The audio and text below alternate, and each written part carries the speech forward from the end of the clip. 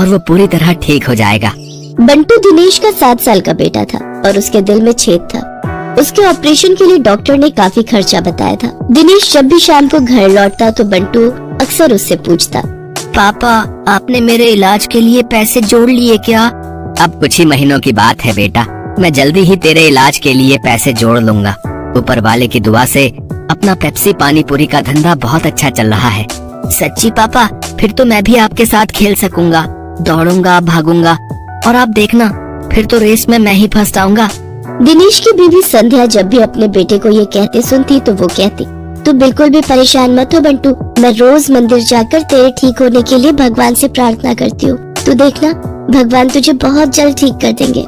एक दिन दिनेश के ठेले पर हीरू नाम का अधेड़ उम्र का आदमी उसकी पानी पूरी चखने आता है। वो नशे में होता है, तभी उसकी नजर दिनेश के गले पर जाती है। किसी ने ठीक ही कहा था इसके बारे में, इसका गल्ला तो लबालब नोटों से भरा हुआ है भाई। हीरू एक ठग, शराबी और जुआरी किस्म का आदमी था। उसका काम ही लोगों को ये सब बुरी लत लगाना था। दिनेश के भरे गले को देखने के बाद हीरू उससे कहता है, अरे सुना है कि तेरे बेटे को कोई बड़ी बीमारी है अभी है?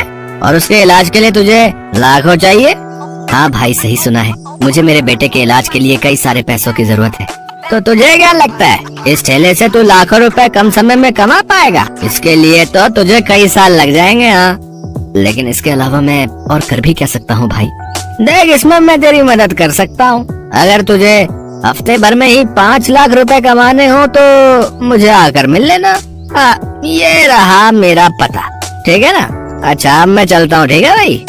आखिर ऐसा कौन सा रास्ता है इसके पास जो ये मुझे एक हफ्ते में इतने पैसे कमा कर दे देगा? खैर मुझे क्या, मुझे तो बस अपने बेटे के इलाज के लिए पैसे से मतलब है। एक काम करता हूँ, एक बार जाकर इससे मिल ही लेता हूँ। यही सब सोचकर एक दिन दिनेश जाकर हीरू से मिलता है जो उसे ऐसे सपने दिखाता है कि दिनेश ज्यादा पैसे कमाने के लालच में उनके साथ जुआ खेलने लग जाता है। कल मैंने 1000 रुपए लगाकर 2000 कमाए थे। ऐसा करता हूँ आज ठेले की सारी कमाई ही लगा देता हूँ, एक दिन में डबल कमाई हो जाएगी। धीरे धीरे दिनेश को जुए के साथ साथ शराब की लत भी लग जाती है। शराब की लत उसे ऐसी लगती है कि उसका अपने काम में मन ही नहीं लगता और वो ठेले पर खड़ा होकर भी शराब के नशे में डोलता रहता है। भैया एक प्लेट लगाना तो। अरे लगता है इस आदमी ने तो शराब पी रखी है। चलो चलो, हमें नहीं खानी इसकी पानी पूरी, चलो दूसरी वाली पानी पूरी खाने चलते हैं। धीरे धीरे दिनेश के सभी ग्राहक कट जाते हैं और वो सभी दूसरे पानी पूरी वालों के पास जाकर पानी पूरी खाते हैं। ये देख भोला और राजू बहुत खुश होते हैं। देखा भोला, अपनी चाल कामयाब हो गई ना? बिल्कुल सरकार, अब देखना उसकी पानी पूरी की तरफ तो कोई देखेगा भी नहीं, सब अपनी ही पानी पूरी खाएंगे। कुछ दिन ऐसे बीतते जाते हैं। अपने धंधे को मंदा देख दिनेश शराब और जुए की लत में और डूब जाता है और उसका बचा खुचा धंधा भी चौपट हो जाता है। ये सब देख संध्या और बंटू बहुत दुखी होते हैं। फिर बंटू अपनी माँ से कहता है, माँ अब तो मैं कभी भी ठीक नहीं हो पाऊंगा ना, पापा तो अब सारे पैसे शराब और जुए में ही उड़ा देते हैं। तू परेशान मत हो मेरे लाल, बस ऊपर वाले पर भरोसा रख, एक दिन सब कुछ ठीक हो जाएगा। सारा दिन नशे में धुत रहने और धंधा चौपट होने के कारण दिनेश के घर में खाने पीने के भी लाले पड़ जाते हैं। माँ अब तो घर में खाने के लिए भी कुछ नहीं बचा, अब तो लगता है भूख से ही हम सब मर जाएंगे। ऐसा नहीं कहते मेरे बच्चे, सुख दुख तो जीवन का हिस्सा है। आज बुरा वक्त आया है, कल अच्छा वक्त भी आएगा। ऐसे ही कुछ समय और बीत जाता है। फिर एक दिन उस बाजार में एक आदमी आता है जो सबको पर्चे बांट रहा होता है। तभी वो दिनेश के ठेले पर आता है। अरे सुनो भाई, पेप्सी पानी पूरी वाले, हमारे सेठ मंगल राम चाट भंडार वाले की तरफ से एक प्रतियोगिता होने जा रही है जिसमें सभी चाट वालों के बीच कंपटीशन होगा। जो भी इस प्रतियोगिता को जीतेगा उसे पूरे 5 लाख इनाम और साथ ही हमारे मशहूर मंगल राम चाट भंडार वाले बाजार में उसे ऐसे सपने दिखाता है कि दिनेश ज्यादा पैसे कमाने के लालच में उनके साथ जुआ खेलने लग जाता है। कल मैंने 1000 रुपए लगाकर 2000 कमाए थे। ऐसा करता हूँ आज ठेले की सारी कमाई ही लगा देता हूँ, एक दिन में डबल कमाई हो जाएगी।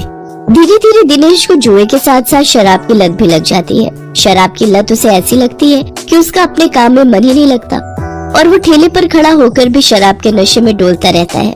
भैया एक प्लेट लगाना तो। अरे लगता है इस आदमी ने तो शराब पी रखी है। चलो चलो, हमें नहीं खानी इसकी पानी पूरी, चलो दूसरी वाली पानी पूरी खाने चलते हैं। धीरे धीरे दिनेश के सभी ग्राहक कट जाते हैं और वो सभी दूसरे पानी पूरी वालों के पास जाकर पानी पूरी खाते हैं। ये देख भोला और राजू बहुत खुश होते हैं। देखा भोला, अपनी चाल कामयाब हो गई ना। बिल्कुल सरकार, अब देखना उसकी पानी पूरी की तरफ तो कोई देखेगा भी नहीं, सब अपनी ही पानी पूरी खाएंगे। कुछ दिन ऐसे ही बीतते जाते हैं। अपने धंधे को मंदा देख दिनेश शराब और जुए की लत में और डूब जाता है और उसका बचा खुचा धंधा भी चौपट हो जाता है। ये सब देख संध्या और बंटू बहुत दुखी होते हैं। फिर बंटू अपनी माँ से कहता है, माँ, अब तो मैं कभी भी ठीक नहीं हो पाऊंगा ना। पापा तो अब सारे पैसे शराब और जुए में ही उड़ा देते हैं। तू परेशान मत हो मेरे लाल, बस ऊपर वाले पर भरोसा रख, एक दिन सब कुछ ठीक हो जाएगा। सारा दिन नशे में धुत रहने और धंधा चौपट होने के कारण दिनेश के घर में खाने पीने के भी लाले पड़ जाते हैं। माँ, अब तो घर में खाने के लिए भी कुछ नहीं बचा। अब तो लगता है भूख से ही हम सब मर जाएंगे। ऐसा नहीं कहते मेरे बच्चे, सुख दुख तो जीवन का हिस्सा है। आज बुरा वक्त आया है, कल अच्छा वक्त भी आएगा। ऐसे ही कुछ समय और बीत जाता है। फिर एक दिन उस बाजार में एक आदमी आता है जो सबको पर्चे बांट रहा होता है। तभी वो दिनेश के ठेले पर आता है।